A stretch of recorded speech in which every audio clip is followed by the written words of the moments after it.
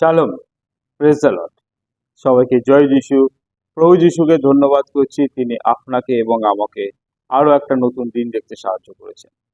তাই আসুন ঈশ্বরের বাক্যের মধ্যে যাই, তিনি কি বলছেন দেখি। লূক লিখিত সুসমাচার তার 9 অধ্যায় 25 পদ। কারণ মনুষ্য যদি সমুদয় জগৎ লাভ করিয়া আপনাকে নষ্ট করে কিংবা হারায়, তবে তাহার লাভ কি হইল? হালেলুয়া।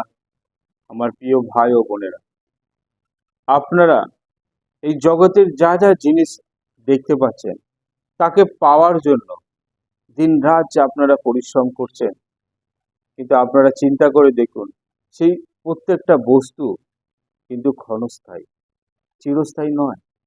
কিন্তু ঈশ্বর আপনাদেরকে ভালোবেসেছেন, প্রভু যিশু আপনাদেরকে ভালোবেসেছেন।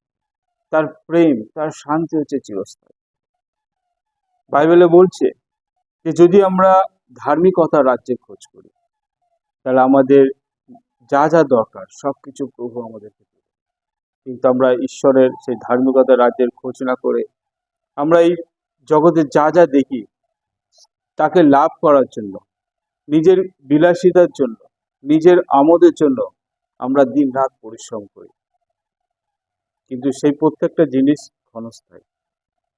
তাই আমার প্রিয় ভাই ও বোনেরা, আপনারা যদি ঈশ্বরকে খোঁজ করেন, যদি আপনারা তার প্রেমকে খোঁজ করেন, যদি আমরা তার শান্তিকে খোঁজ করেন, তাহলে আপনি সেই অনন্ত জীবনের অধিকারী হতে পারবেন। তার কারণ তিনি আপনাদের জন্য অনেক বড় পরিকল্পনা সংকল্প করেছে।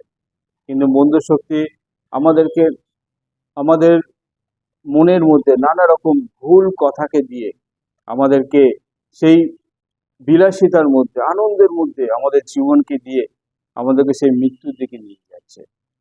কিন্তু আমরা ঈশ্বরের উপর নির্ভরশীল হই, প্রভু যিশুর উপর নির্ভরশীল হই, তার বাক্যের উপর নির্ভরশীল হই, প্রভু যিশুকে যদি আমরা সঙ্গে নিয়ে চলি, তার সাথে চলি, তিনি সেই রক্ষকের মতো আপনাদের পাশে দাঁড়াবেন। তিনি সব দিক থেকে আপনাদেরকে রক্ষা করবেন।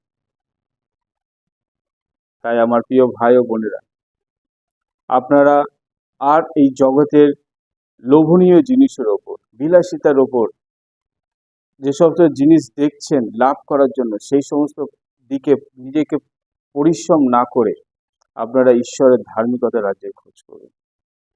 কারণ প্রভু যিশু চায় যে আপনি যে পরিশ্রম করছেন, সেই পরিশ্রমের ফল যেন আপনি নিজে ভোগ করতে পারেন। যেন সেই পরিশ্রমের ফল যেন কোনো ওষুধের দোকানে, কোনো হসপিটালে বা কোনো উকিলের কাছে, কোনো পুলিশ স্টেশনে যেন আপনাকে না দিতে হয়। আপনি যে পরিশ্রম করছেন, সেই ফল আপনি আপনার পরিবার যেন আপনারা ভোগ করতে পারেন। তাই আপনারা সবাই প্রভু যিশুর কাছে নিজেকে সমর্পণ করুন, তার বাক্যকে মেনে চলুন, তার নামে প্রার্থনা করুন। তিনি আপনাদের জীবনে সে রক্ষক হয়ে দাঁড়াবেন। এই বাক্যের দ্বারা প্রভু যিশু আপনাদের প্রত্যেককে আশীর্বাদ করুন।